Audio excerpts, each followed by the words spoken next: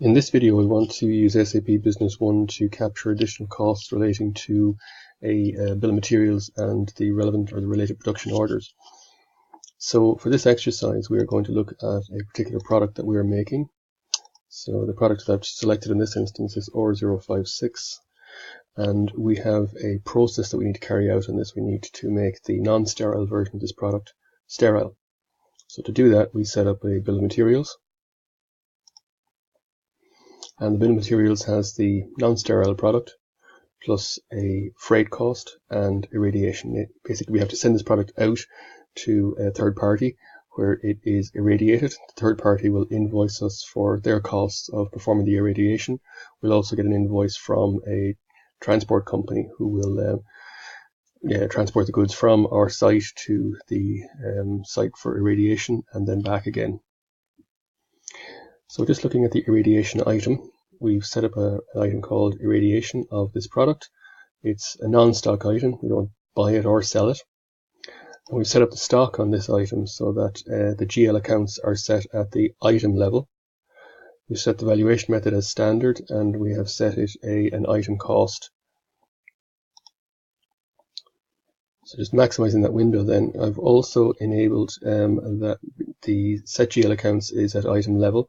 So we have the account codes listed out here for ourselves.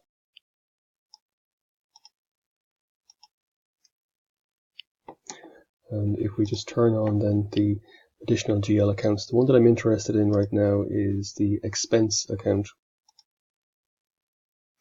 And I have set up a GL account called 505010 on this database. And that is going to be set up to capture specifically irradiation costs.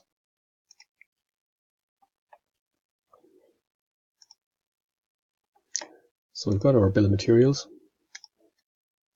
We're going to go and irradiate some product.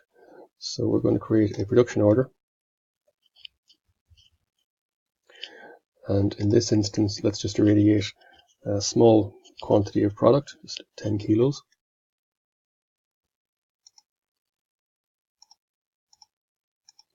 We'll release that production order. And straight away then we can issue the products to production.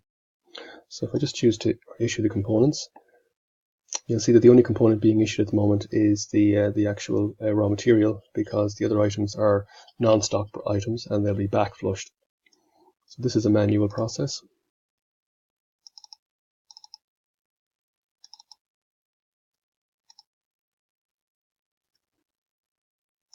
So we'll add a production order, and straight away the system finds that this is a product that's batch tracked, so we only have the one batch.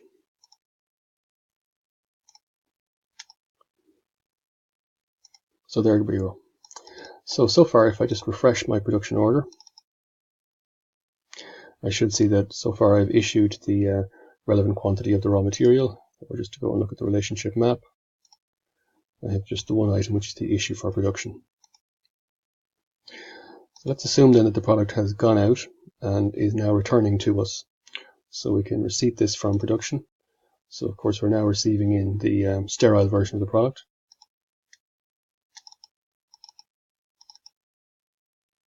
Receiving back in the same quantity as we issued out. Give this a batch number.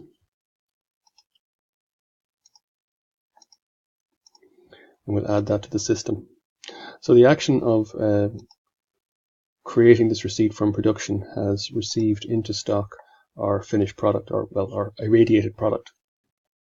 And we can see that we've moved a value of €780 from work in progress into our stock of raw materials. And if I come back and look at the production order, I can see that I have my initial component cost going out, then I have additional price or additional costs, and we have a product cost coming back in, or finished materials. So the difference then is this this item here, €130. So if we go back and look at our relationship map now, we'll find that we had our initial issue for production of the raw materials. This was the value of the Kefalexin going out. And somewhere along the line then we have another issue for production of €130. I double click on that, I'll see it relates to the other two products, the cost of irradiation and the cost of freight. And we'll see that we have an item cost here. There was 10 kilos being produced, so we have these two prices. So that's the 10 times 1109 plus the 10 times 2 is 20, which is giving us the 130 that we're seeing.